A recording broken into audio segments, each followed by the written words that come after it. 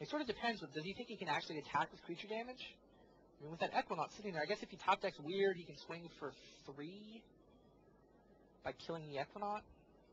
It's sort of interesting. Like, does he see his flyers as chump blockers to buy turns to draw Demon Fire, or does he see his flyers as potential attackers to win the game with? I mean, the thing is, if he wants them to chump block, he needs to do it sooner rather than later. Otherwise, Shuhei is just going to start bouncing them by playing saving up spells. Right, which is what's happening here. I mean, Shuhei decided I'm not gonna. And Antonino says they're chump blockers. Sure. I think, always an efficient player. I mean, he always tries to give himself as many turns as possible. With that Equinox playing defense, it's really hard for him to get through for damage. And I mean, even if he did draw Steam Core weird, okay, clear the Equinox, I can get through for 3. Shuhei's still at 3. You still have to draw Demon Fire. Does he prevent? He doesn't need to prevent the one. The question is, does he bounce his Tyrant again and replay it? Fair question. But next turn, if he can wait, he can bounce a flyer and get in. Remember, if he draws a multicolored spell, he'll also be able to play 2 permanents on a turn because he'll regrow the Eidolon. True. And that's an undo. True.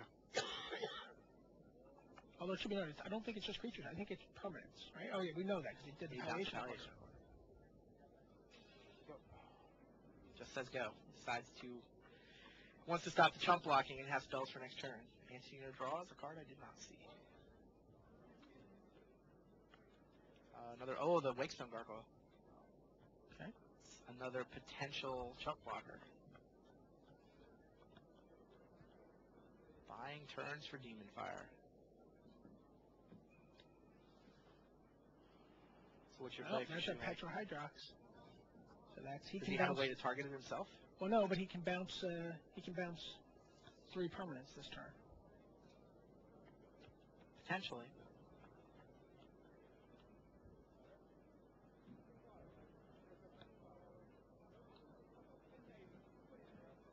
So what would your play be for Shuhei? Let's see, 3. I mean, there's two blockers available, so you've got to basically do everything just to get through for what's really only 3 damage here.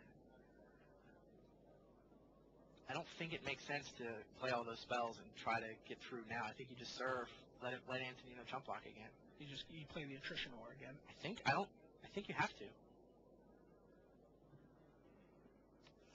Well, he can target his Petrohydrox. He might be able to do some funny tricks with Petrohydrox, Eidolon, and... So Antonino decides not to block this time. He had 2 counters on the Palliation Accord, so he's content to take 3. It's now tied 6-6. Right. Well, he's got the. I mean, the Wakestone Gargoyle's also got to make Antonino sort of reconsidering his offensive. Absolutely, options. that's right. He doesn't know. He might put Shuhei on nothing in hand. Right. In fact, Shuhei is, I think, forced to start playing creatures as potential blockers. Right. So here comes creatures and blockers and bouncers. He's going to force DeRosa to. Yeah, but the bouncing doesn't accomplish much right now. I mean, unless he wants to untap. So the Graph Mage bounces the 3/4. Yep. Antonino accommodates with some counters. Antonino draws. Draw the land? Somehow he drew a land. I think.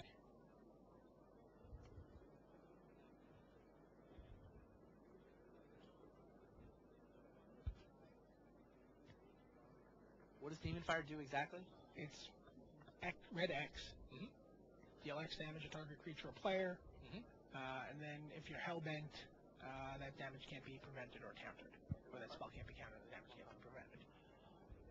I think Antonino is actually, it's interesting, he's playing every land out of his hand that he possibly can. I think he's aware, he's playing for the hellbent ability. I was like, why did Antonino have 0 cards in his hand? Like, I saw him, he only had the Plains and the Wakestone Gargoyle, like most people will hold land to bluff with, but while he's having, if he's having stuff returned to his hand, he doesn't know how many counter spells Shuhei picked up, so he's actually setting himself up, not just playing to win with the Demon Fire, but also playing to be hellbent so that Nakamura can't answer. Although I believe you would still gain a life from the overroll, even if the spell wasn't countered. Well, I mean, what if there are other spells? Yes. Theory. Yes. So Antonino replays his Wakestone Gargoyle. Once again, plays the land, going down to 0 cards in hand. Shuhei knows there's no tricks. Oh, he's got. Uh-oh. Is that Dragonauts? It's Dragonauts. To pick up the Eidolon? To replay the Eidolon? Bounce, bounce? That is, is that it? The match. That's both flyers. That's yeah, 5, 6, 7. That's 7. Shuhei Nakamura, ladies and gentlemen, through to the semifinals. Congratulations, Shuhei Nakamura.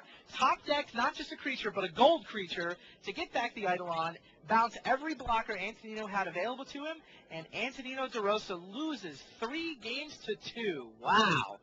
What a match of magic.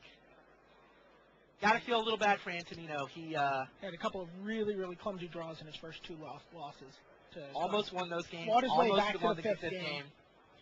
5th game, yeah, was anybody's top deck to win. Demon Fire was 2 cards down, says Jonathan Becker. I wouldn't even look. I wouldn't even look. I would just shuffle my deck. Fire down. I would just shuffle my deck. I wouldn't even look. So Steam Core Weird on top and Demon Fire right below that. Wow, that was very close. You know, Antonino played great Magic. He really acquitted himself well. But that's the game. Shuhei also played great Magic. You know what? The Petra Hydrox play where he forced he baited Antonino into using his Tidal Minion to bounce the Hydrox so that he could Lightning Helix. A permanent. I thought that was a really, really subtle play that is an example of how people become successful Pro Tour players. How people become Pro Tour champions. You know, Shuhei saw that. He also did the color switch. I think the color switch was totally correct. I mean, multiples of those cards. Like, this was a Halcyon Glaze game.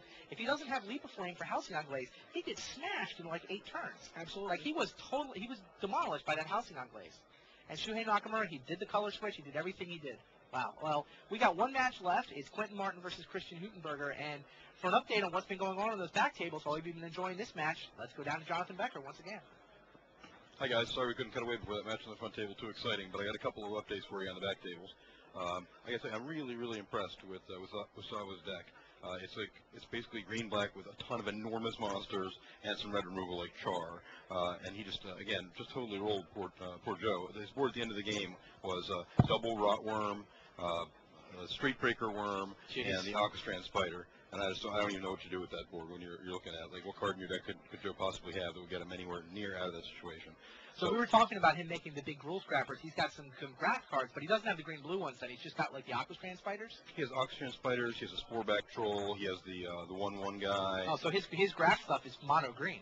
His graph stuff is all mono green, right? All right. So green black red's not an archetype we heard a lot about, but Kuyasawa apparently. Did he end up with the green Fireball, John? I don't know. Taking a look. Take a look. The two Vijay and Hydropods, the walls of Hats. Have the Cytoplast Rootkin though. Oh wow, that guy's ridiculous. Yeah. He has like a 3 lot. Aquastrand Spiders and a Cytoplast Rootkin. Which are really fantastic in his deck because he has like all the stuff is like moderate to large size worms that just get enormously bigger when you have a bunch of Aquastrand Streetbreaker Spiders. Worm. Wow. He's got the Scab Muller Dream. So what else is going on back there? Okay, now the you'll like the story about the Brock match. The Brock match was sorry, not Brock. I apologize. The Rasmus Seabass match was very interesting. Particularly Brian, I think, will like this. As you know, if you went over his deck list, the German has a Dream Leash in his deck that you didn't see in any of the first 4 games, and he Dream Leashed Rasmus's second Peru on turn 4, putting Rasmus down to 2 mana and him up to like 7 mana right away. And this started throwing creatures onto the board. If I were Rasmus, I would like I'm done. But Rasmus didn't give up. He had 2 Signets in hand that he could come back with. He top decked 3 land in a row. He put down a Hydropon. And then he has Belfry Spirit with the Hydropon on the board to give himself a bunch of like decent sized blockers. But German just kept running his toe. The red zone wasn't big enough to hold all the attack.